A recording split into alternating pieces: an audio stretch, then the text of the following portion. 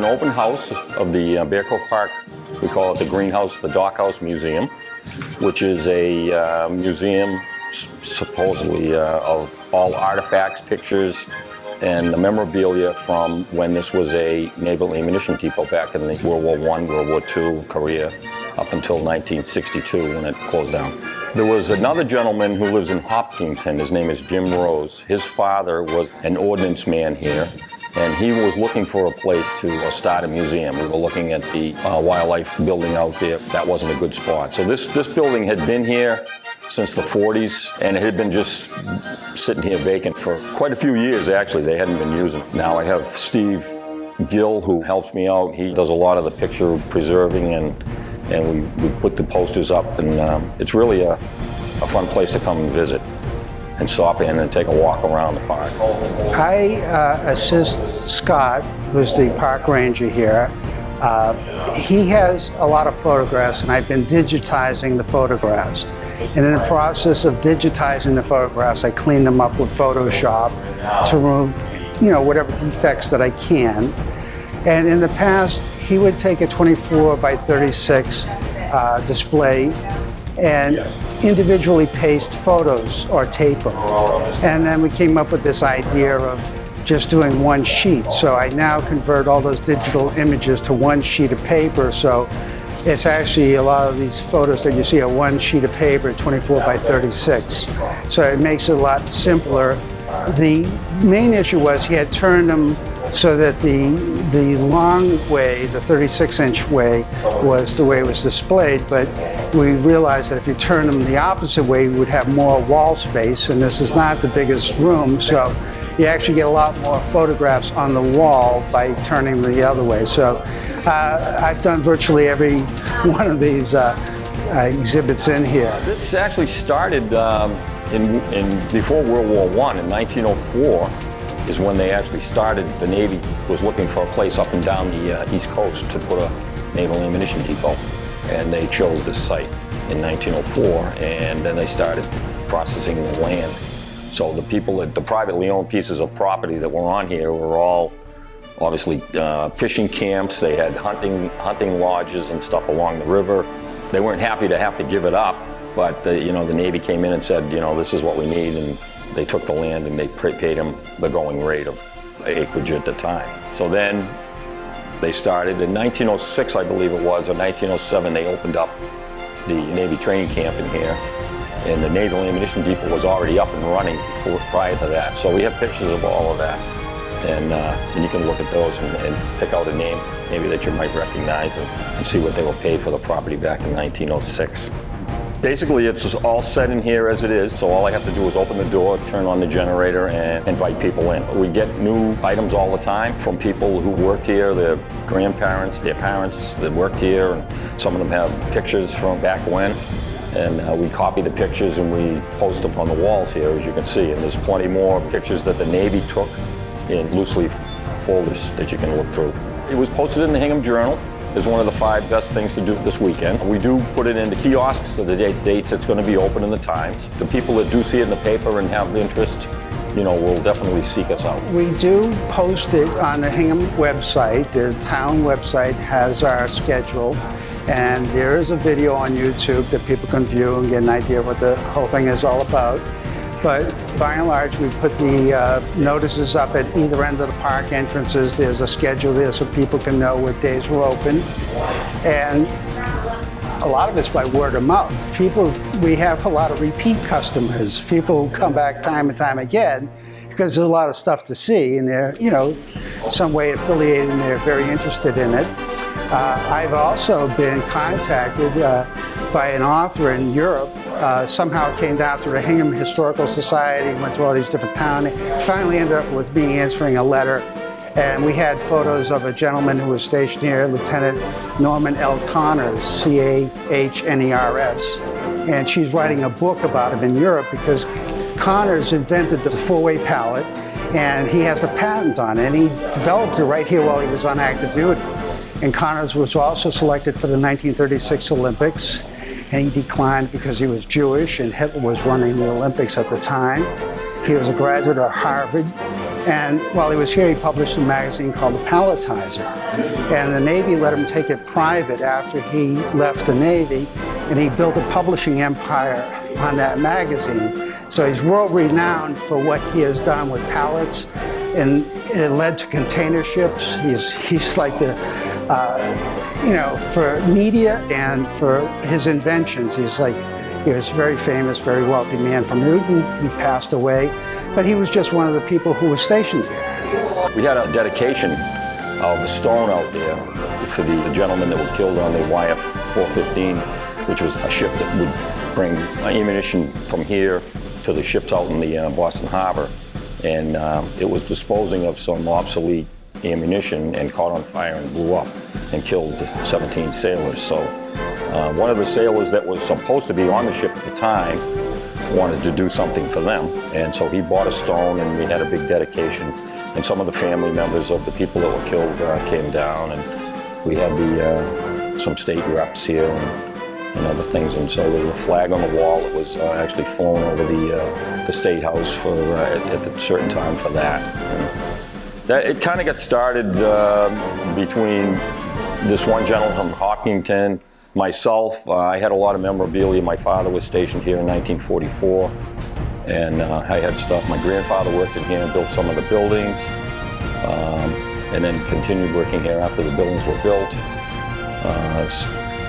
So I really wanted to get something going too. Scott McMillan has put together a phenomenal history of this place. It's most unusual that all of this material has found its way here. And as a former member of the Park Committee, I am extremely grateful. It's also saved this particular building, what we now call the Green Dot Building. Everything from things that were found along the beach. We have gas masks, old telephone bullets that we find at remnants of some of the shells that were discarded. And then we have stuff that came from people that worked here, that they brought home or that they had. And we just received a large group of bullets from a gentleman who lived in Quincy. His grandfather worked in here, he passed away. And so we have a rocket from World War II. Everything is non-functioning. But yeah, there's tons of stuff. A lot of the stuff was left. I find it all over, or people just, bring it in and say, they call me up and say, are you interested in, this? And I don't turn anything down. Just about virtually everything in here was donated. Some family member has stuff, and, it gets to a point where you can't keep things forever, and they want to share it. Particularly where it's a deceased family member, a father, a mother, somebody had an association with this area, and they have photographs of them, and they want to have that memory continue and their parents honored in some way. And we're very happy to do that, because we think what the people did here on this base was very significant in changing the course of the war. I mean, we're standing here free today because we stand on the shoulders of these people who did all the work. So we're very, we like to honor those people, and we do try to give the families, a good place to exhibit their mementos or photos or whatever they want to donate. But by and large, everything's a donation in here. Hingham is a very historic town. And this, since it began in 1917, also makes it historic, and it was an important ammunition contributor to World War I, World War II, and a bit of Korea. Most people who walk in the park walk past this museum. To have it open from time to time is very, very special, and it also brings to the attention of those who walk here what this place was all about. Most people don't have the faintest idea what was here. We do have a few memorials in the park. They take the form of benches, and they generally honor people who served the Bear Cove Park Committee for a long time. The museum is open one day per month, and Scott is a volunteer as well. He does all this stuff out of his own pocket. We get a little bit in the way of donations, but he's committed to the idea of bringing history to the people that worked here, their families and relatives, and the town of Hingham, and any invited people that come into this area. So it's been a monthly commitment to do that. But sometimes we actually have students come in here on days when the museum isn't open or special tours that Scott arranges. They do have meetings here for the Bear Cove Park, which is a totally kind of separate organization that oversees the park in general. So actually the building gets a lot of use, and Scott gets involved in all of it. I don't do everything, but he does. In addition to being a Marine himself, his dad was a Marine Corps sergeant. He was stationed here. So he has a lot invested as far as a family in this building, in this area. And, you know, it just makes it more personable to the people coming in, because this is abstract. This is what happened right here. Well, like I said, my father was stationed here in 1944. My grandfather worked in here, so it kind of has a big family tie, for one thing. I was in the Marine Corps also in the 60s and 70s, and my father never talked about any of the stuff that he did. And I talked to him, and so it's kind of interesting to see where he stomped around, you know, back in the early 40s and stuff, and met my mother from Hingham. And that's where we ended up. It's a very proud history here. This stuff was contributing to what we have today in terms of our freedom, our liberty, our military. We owe so much to these people here for the freedoms we enjoy today. And so it was only through a strong military that we were able to sustain the peace and bring World War II to a successful conclusion. I mean, we vanquished the Nazis, we vanquished the Japanese. That was done right here. And that's why we owe them a great debt of gratitude. Well, as they walk by, they don't realize what's out here. You know, they see the big fields, and they don't realize that those fields were buildings at the time. And they knocked them all down and planted grass on them. So a lot of the open fields that you see were magazines, which a magazine is something that you store ammunition in. And there were hundreds of buildings in here that stored ammunition. And in World War II, it was up and running so much that they needed more property. So they went and they took what is now Wampatuck State Park. And that was another addition to this for World War II. They needed more space and more area to do what they needed to do.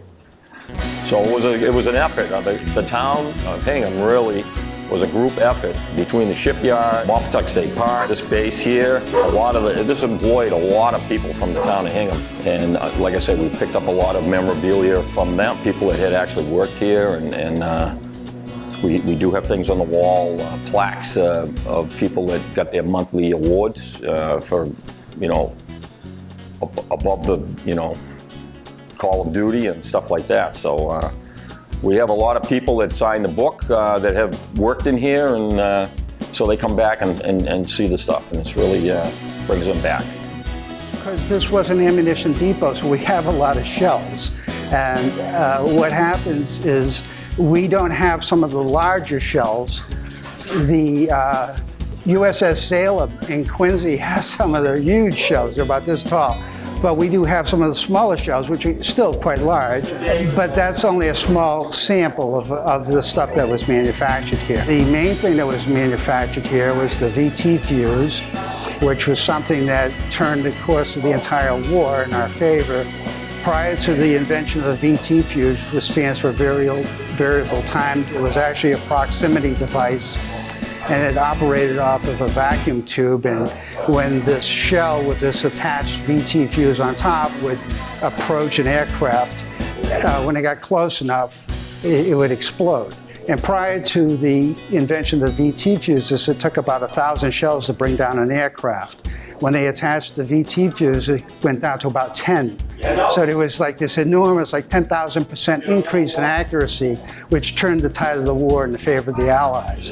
And that was manufactured here and predominantly by women. It's amazing to see, for the people that just walk by and they come in here and they're amazed. They don't realize what this place was back in, you know, the day. This place supplied a lot of the ammunition for the Atlantic Fleet in World War II. We have a picture of a 5-inch .38 shell. The Navy did a survey, an underwater survey off the coast of Normandy in 2002. And they have a picture of a 5-inch shell on the bottom, and you can still read Hingham, Mass. on the shell.